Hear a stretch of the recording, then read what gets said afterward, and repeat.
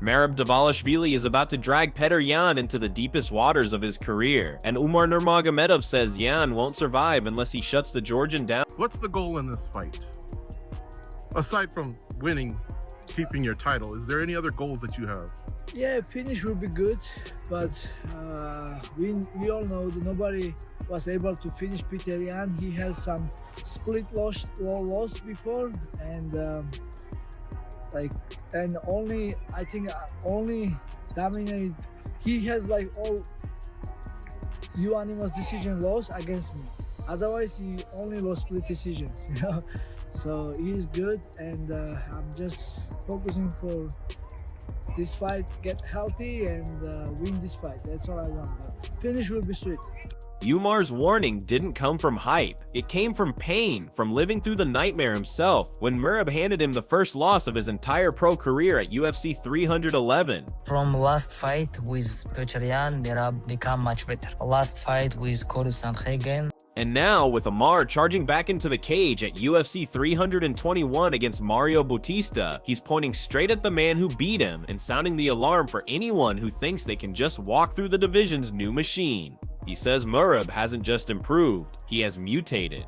We wrestle all night, and it's a very big trouble for Petr Yan. He don't have good defense, but he have good arms. He can do TKO, but if it's not gonna be TKO, I think Merab gonna maul him. Umar watched the Sandhagen fight and saw a version of Merab who looks designed in a lab for destruction, pressure that begins like a sprint and lasts like a marathon, pace that steals your lungs, and wrestling that infects every second. My bookie right now has Merab at -525 and Yan at +310, so huge underdog. Obviously, we've seen this fight before. What does he have to do to make this a different fight and potentially win in your mind?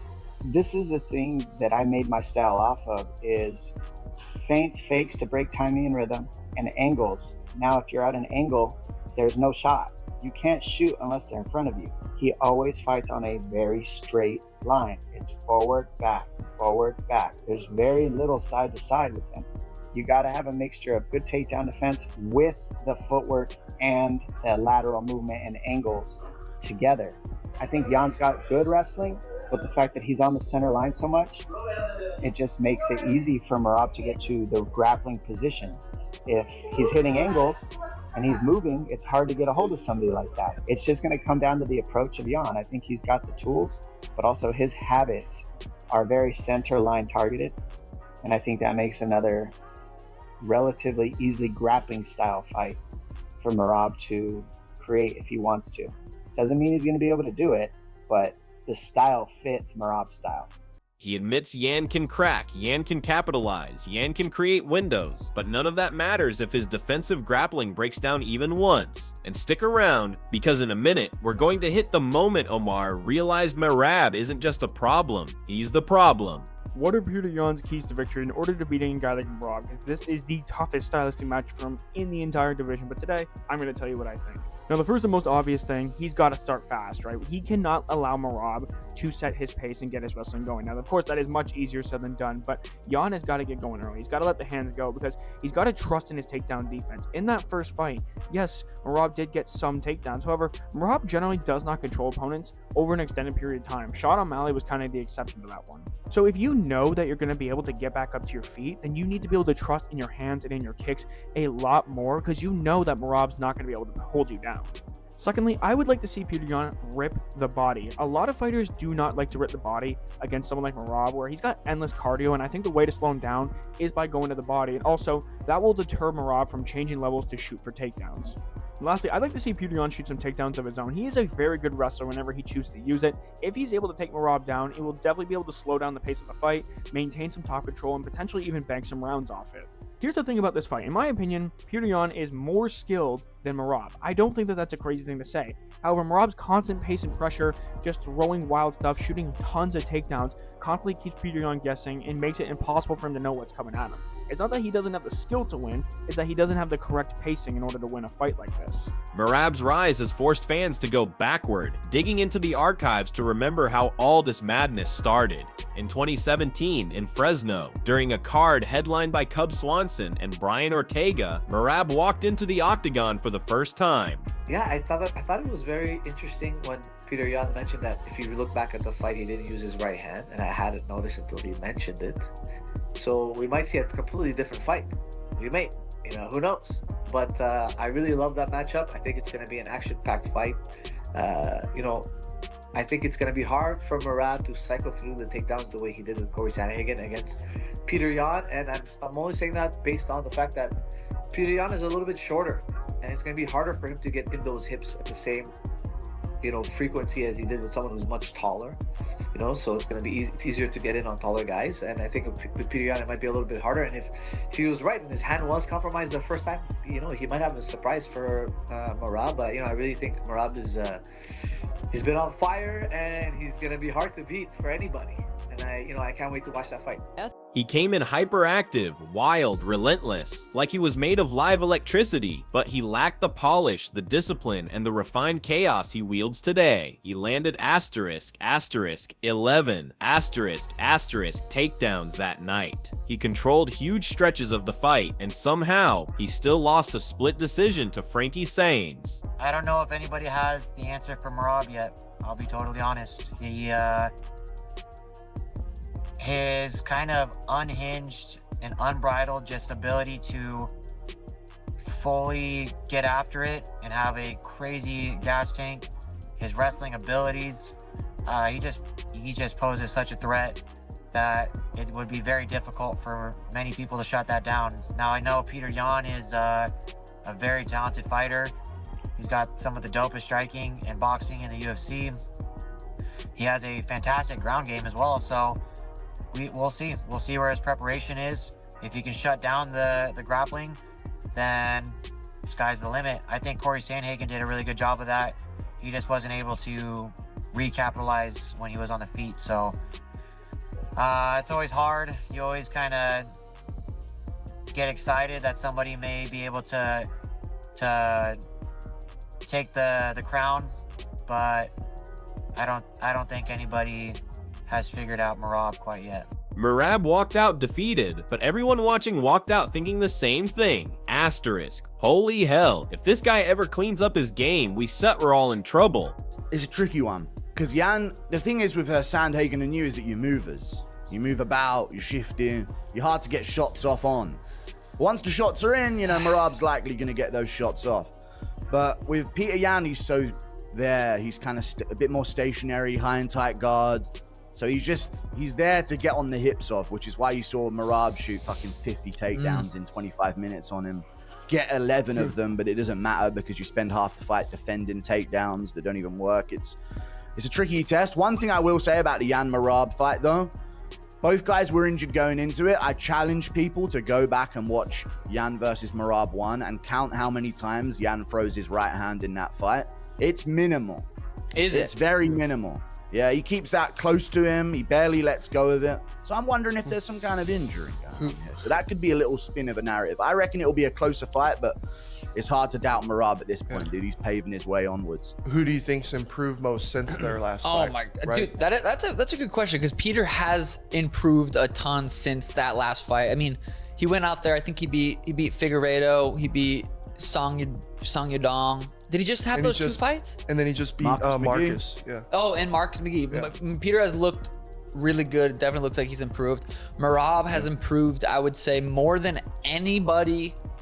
After that first fight with me, I feel like him going to that Umar fight, he leveled up a ton. And then after the Umar fight, like the second time I fought him, I feel like from the first time I fought him to the second time I fought him, it was only 8 months. I regret having surgery and fighting a machine like that after fucking 8 months. It was probably not one of the smartest moves I've done, especially against a fucking machine like Merab. Way more confident in his hands, and his hands have improved a lot. He actually cracked me a few times in that second fight. It's just so hard to fight someone when you have to respect their wrestling so much, and then they start fucking throwing hands. He's doing a really good job at mixing it up.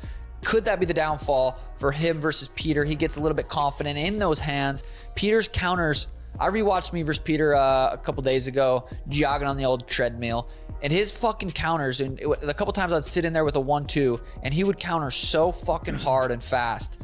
And I mean, if Merab does decide, hey, I do want to trade with him a little bit, like that could be his downfall. But also imagine Merab goes out there and knocks out Petr. If Merab knocks out Peter, there's just... I gotta get it back. I gotta get it back. Jamahal Hill also weighed in, admitting openly that he's... Sands himself said the pressure was unlike anything he'd ever felt, and that the kid was built different, durable, persistent, undrownable. Yeah, I'm going with Merab, bro. Merab is just operating on a different level right now. The one out of everybody, out of all the champions right now that are just operating at a different level above their weight classes, I'd have to say Merab has probably got the biggest gap between him and his competition. I don't know. I'd say it's a tie between him, Pantoja, and Topuria. When Georgian boys came up and got on, boy. I like Georgia. I need to go there. I'm gonna take a trip out there. I'm gonna pull up local guys. That night was the last real stumble Merab ever had, and it became the start of one of the most terrifying evolutions we've seen in modern MMA. Bro, I think Merab, I don't watch too much, but I know he have a lot of cardio, and I think Merab is gonna win. And don't go anywhere, because we're seconds away from breaking down why Yan's blueprint from the first fight may already be dead. Now here we are, December 6th is coming, and Petr Yan is trying to become only the third man ever to beat Merab inside the UFC.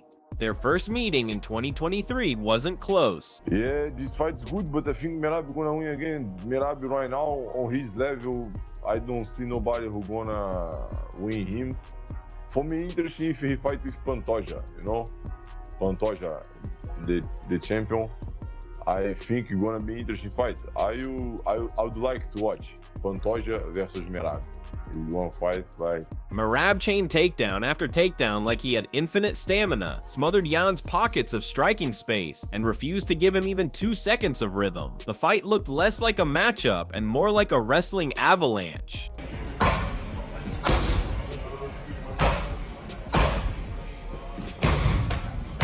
And that's why Umar spoke with such confidence. He saw the evolution firsthand. He felt the wrestling firsthand. He suffered the consequences firsthand. If Yan hasn't reinvented himself, he's walking into a wood chipper. But before you lock in your prediction, stay with me, because Sean O'Malley's intel on the rematch location changes everything. He's from Russia, I'm from Georgia. Every time we have a competition against Russians, we have to win. 4 fights within the calendar year. I'm a little salty because you're about to break this record. I want to fight in March. I hope I will get this White House fight. What is it about Umar Nurmagomedov that you don't like? What kind of man you are when somebody tweeting for you? He called me fake champion and I'm done with him. Next question, please. When are you gonna go up weight division? Merab dvalishvili. Perfect. Come on. Yeah. Thank you so much. Ethan Ewing weighed in too, and he didn't sugarcoat anything. He said Merab fights like a man with no breaks, no fear of exhaustion, no panic when his gas tank hits empty, because he doesn't have an empty. It's bottomless, and that's why fighters struggle. He acknowledged Yan's clean boxing, sharp angles, smart footwork, and complete skill set, but he said the fight hinges on one brutal question: can Yan shut down the grappling the way Sandhagen did, to sparingly and actually capitalize when he gets space? Sandhagen escaped positions, slipped takedowns, and created moments, but he couldn't punish Merab for them. Ewing doesn't know if Yan can, but he knows that if he can't, this fight looks exactly like the first one. In a few minutes, we'll reveal why O'Malley says the cage itself may be Yan's biggest weapon. Sean O'Malley, who has fought both men, survived Yan's striking, and then lost his title twice to Merab, might understand their differences better than anyone. He highlighted something most fans forget: the first fight took place in the small cage, at the Virgin Hotels Theater. A small cage is a death sentence against a pressure wrestler. There's nowhere to run. Now the rematch is happening in the full-sized UFC octagon, where spacing, angles, resets, and evasions matter. O'Malley insists this could completely change the feel of the fight. He still calls Merab a nightmare, but he refuses to pretend cage dynamics don't matter. A few extra feet of space could be the difference between Yan drowning or Yan landing the counters that made him a champion. Don't blink, because we're about to crack open the mystery surrounding Yan's old hand injury and why some insiders think he might look like a different fighter entirely. Carter's Prates kept his analysis simple. Merab has a gas tank that breaks the laws of biology, and anyone fighting him is entering a storm they might not escape. Walter Walker echoed the sentiment, calling the rematch intriguing but still leaning heavily toward Merab. Walker even imagined Merab versus Pantoja one day, a dream matchup between two relentless cardio freaks whose entire identities revolve around pace and pressure. That's how dominant Merab looks right now. People are fantasy booking cross-division wars just to see who could stop him. But stick around, because while everyone is talking about Merab's unstoppable rise, Yan is quietly preparing to unleash a version of himself we may not have seen before. Everything about this division points toward one unavoidable truth. Merab dvalishvili is the immovable object of bantamweight MMA. From his brutal pace to his punishing wrestling to the evolution sparked by his early loss, he has built his identity on being the man no one can out-hustle. But Yan isn't coming in as the same fighter who lost in 2023. He's healed, he's adjusted, he's angry, and the whispers around his previous hand injury, especially his right hand, add another layer of danger to this rematch. If Yan is fully healthy, his counters become weapons again. If the larger cage gives him space, his footwork becomes a problem again. If Merab slips even once, Yan's power becomes deadly again.